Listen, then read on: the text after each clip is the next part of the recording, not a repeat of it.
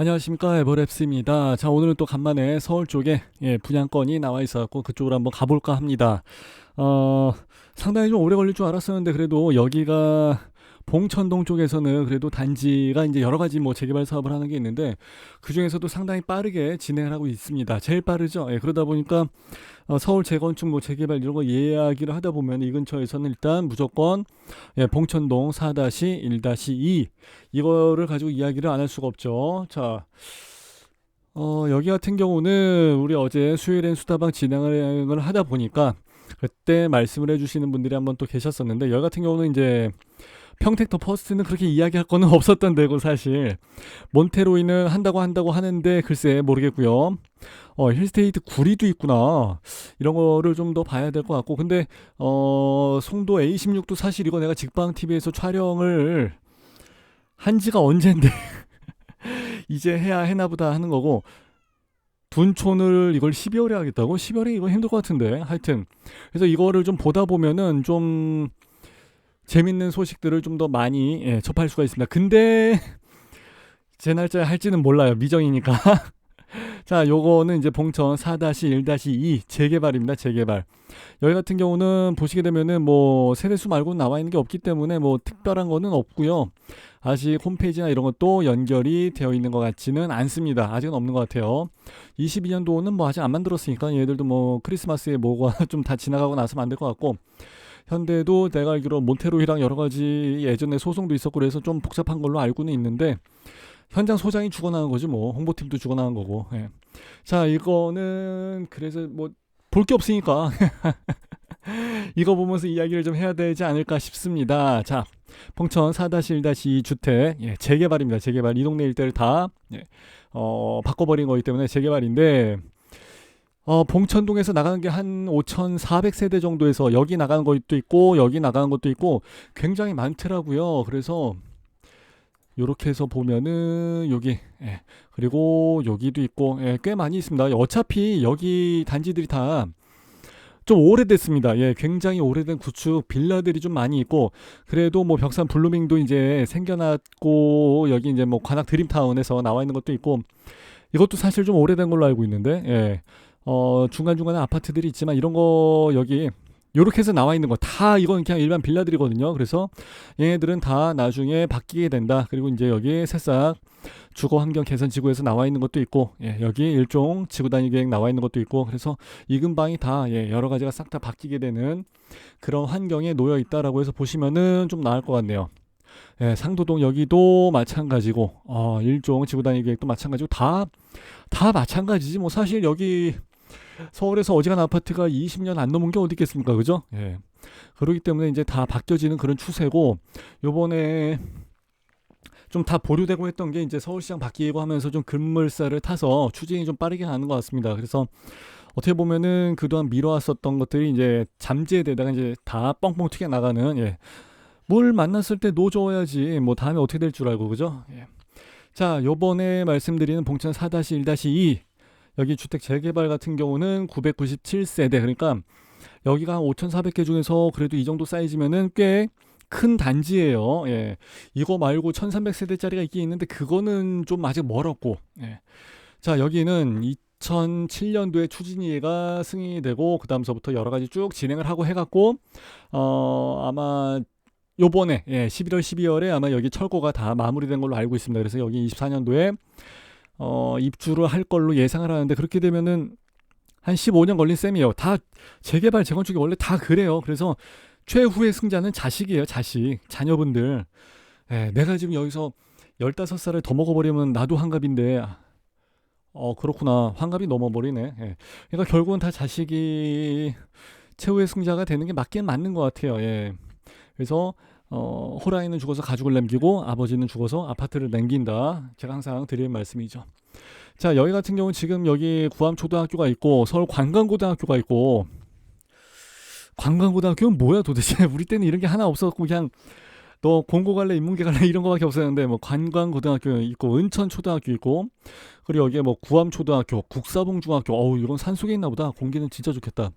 그리고 여기는 좀 멀지만 뭐 단고 중학교 고등학교 초등학교는 이건 아닐 것 같고 얘기하기가 좀 그렇고 신봉초등학교 있고 뭐 어차피 여기 주변에 좀 많네요. 밥존스, 신학교, 뭐 이런 데가 난 식당인 줄 알았네. 밥집인 줄 알았고 엘마트, 봉천점, 예, 뭐 여러 가지 있고 하니까 예.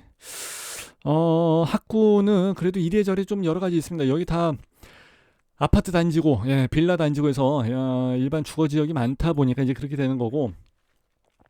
그리고 여기 같은 경우는 이제 초품화가 되게 되면은 뭐 참 좋을 것 같아요. 예. 여기서 이제 같이 하다 보면 둘이 같이 둘이 구암초등학교를 좀 끼고 들어가게 될 것 같아요. 중학교는 조금 멀리 있지만 알아서 뭐 다 다니고 할 거니까. 그리고 고등학교도 여기 주변에 여러 가지가 좀 있는 걸로 알고 있습니다. 그래서 은천초, 신봉초 말씀드렸고, 국사봉 중학교 말씀드렸고, 고암 중학교 있고, 관광고 있고, 고등학교가 조금 그렇구나, 고등학교가, 그죠? 예, 딱 관광고 갈 거 아니면 좀 멀리 다니고 해야 되는데, 뭐 저도 항상 뭐 멀리 다니고 그랬던 기억이 있어서 뭐 그렇게, 예. 어차피 여기 뭐 구암 고등학교도 있고 하니까, 예, 알아서 괜찮을 것 같습니다. 그리고 가을 단풍길, 성현로, 기대가 좀 됩니다. 전 여기를 가보지는 못했고, 항상 지나가는 길로 해서 갔기 때문에, 상도동에서 막 여기 넘어가고 그러면 아주 그냥, 하도 그냥, 길도 너무 힘들고 막 고바이지인데 와 막 진짜 막 악몽입니다. 여기도 진짜 예.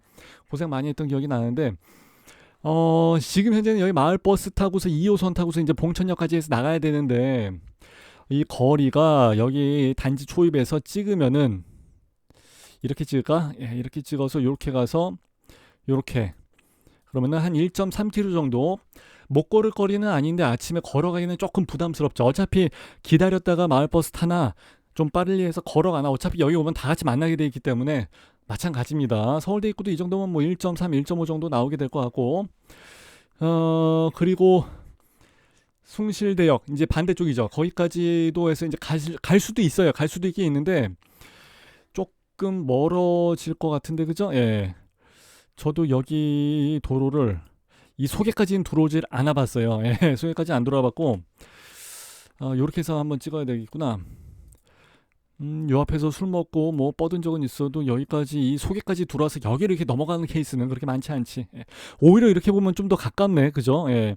800m 정도 나오는데 이래저래 한 1km 정도 잡아준다 할지라도 예, 단지 이쪽 초입까지 찍으면은 7호선이랑 2호선이랑 일단 이 정도 거리에 있다는 것 자체가 상당히 큰 강점이죠.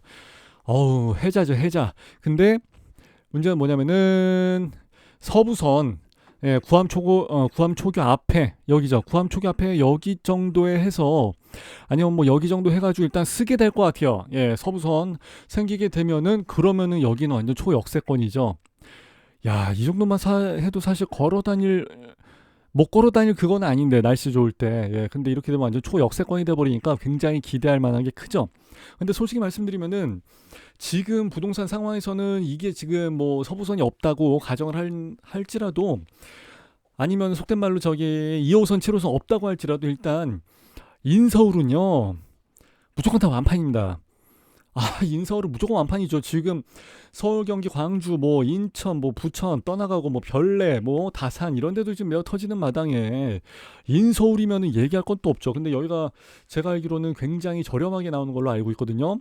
게다가 지금 신림역으로 해서 나가는 것도 보시게 되면은 예정이 좀 얼마 안 남은 것 같고 어차피 내일 모레 뭐 다음 주면 22년도인데 신림역 그때 신림선 이건 서부선 말고 신림선으로 해서 나가는 것도 기대가 될 것 같고 예. 주변에 여기 상도 근린공원이 굉장히 크게 있으니까 이런 거 있는 것도 사실 큰 메리트입니다. 예, 밥 먹고 여기를 좀 걸어 다니고 할 수 있다는 그 자체가 삶의 질이 좀 많이 달라졌어요. 예, 그래서 이제 이것도 상당히 큰 강점이 될 것 같고요.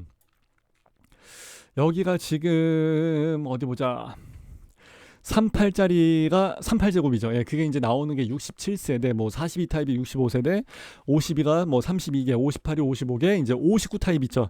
5984가 이제 기본 공식이니까 59 타입이 이제 그게 24평짜리, 그게 333개, 그리고 이제 84 타입이 445개, 요거는 이제 34평이죠.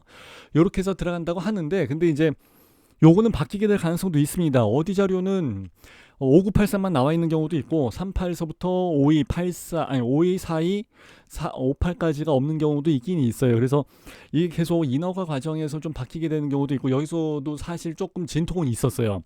왜냐면은 조합원분으로 해서 나갔던 게 59 타입이 한 4억 8천 정도에서 나갔고 84가 한 6억 2천 정도에서 나갔다고 합니다. 근데 일반 분양가로 해서 생각했던 게 원래 맨 처음에는 한 2천 정도, 예, 평당 2천으로 해서 나왔으니까 34평이면은 34평 곱하기 2 하니까 6억 8천, 한 7억 정도까지 이렇게 해서 이야기를 했다고 하는데, 그렇게 되면은 조합원분이랑 별로 차이가 안 나니까 좀 열받죠. 이거 지금 15년을 기다린 건데 계속 돈 내고 하면서, 그러니까 그게 쉬운 기간은 아니거든요, 사실. 예.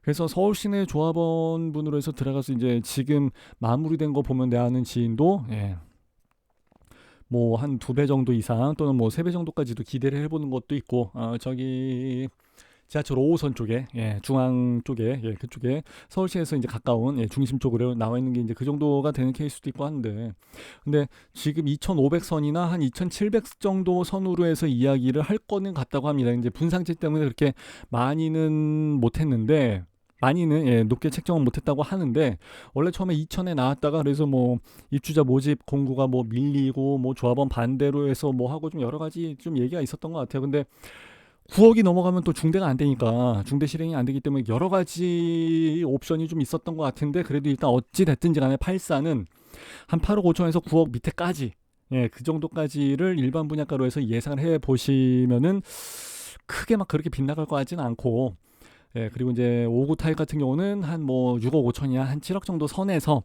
걸쳐지지 않을까. 일반 분양가가 이제 그 정도는 돼야지 조합원분들도 4억 8천, 5억 8천, 7억, 그러니까 한 4억 8천에 했으면 한 2억 정도에서 이제 플러스 마이너스 이짝 저짝 나가는, 이제 그 정도는 생각을 좀 해볼 수 있는 케이스가 되죠. 예, 그 정도는 돼야지. 어 그렇기 때문에 기대가 많이 되죠. 왜냐면 지금 여기 밑에 사당 롯데캐슬 같은 거 있죠. 그리고 이제 봉천 두산 뭐 이런 것도 있고 여러 가지 아파트가 있는데, 요거 잠깐 시세 한번 보시면은 이렇게 돼 있어요. 얘네들 나가는 게 지금 뭐 8억 9억 10억 해서 나가 있는 것 같은데, 어디 보자 10억, 야, 84 타입으로 해서, 이제 요건 83인데 그냥 뭐 84 타입으로 해서 잡아주고, 요게 지금 한 10억 정도 나가고 있는 상태고, 1층인데 10억이야. 근데 요건 조금 5구 타입이 지금 8억 8천까지 나가고 있는 상태고, 5구 타입이 그럼 뭐 한 9억 정도도 충분히 나갈 수 있다는 얘기고, 뭐 고층도 있고 하니까, 요거 84 타입으로 해서 나온 거는 뭐 남양에 18층 중에 13층 나와 있는데 뭐 10억 5천 나간다. 더 나가지. 블루미니까 그렇지, 사실 여기가 사당 롯데캐슬이라든지 뭐 이편한 세상 같은 거라든지 조금 지어진 지 얼마 안 된 애들 있죠. 예. 이거는 어디 보자. 2004년도 거니까 이것도 연식이 사실 꽤 됩니다. 요거가 입주를 하게 되면 24년도기 때문에, 그러면은 20년 차이가 되는 거기 때문에, 이거는 완전히 얘기가 달라지죠. 아파트는 1년마다 나가고 3개월마다 달라집니다. 나오는 게 최신 기술에서 나오기 때문에, 그때그때의 부동산 시세 흐름과 뭐 여러 가지 뭐 부동산 정책도 영향이 많이 있을 테고, 재건축 재개발에 대한 게 뭐 하루아침에 갑자기 뭐 하루아침에 뚝딱 나와서 오늘부터 시행 뭐 이러면서 시작 뭐 이렇게 해버린 경우도 있고, 그래서 뭐 소급 적용을 한 해 만에 이런 얘기도 많이 있고, 그런데 20년 차이다 그러면은 차이가 많이 나죠. 예. 그래서 얘네들이 이 정도 시세 나온다 그러면은 다른 아파트랑 맞춰서 보시게 되면 차이가 굉장히 많이 날 거예요. 그래서 지금 나가는 거는 뭐 84 타입에서 나가는 게 한 14억 정도까지 해서, 예, 좋은 것들, 예, 그 정도까지는 여러분들이 생각을 하셔야 될 것 같고, 20년도에 입주한 게, 그리고 이제 19년도 재작년이죠. 그때 입주했던 것들은 이편 세상 서울대, 물론 이제 입지는 조금은 다르긴 합니다. 근데 이제 걔가 14억 8천 정도에서, 예, 찍혀져 있는 것도 봤거든요.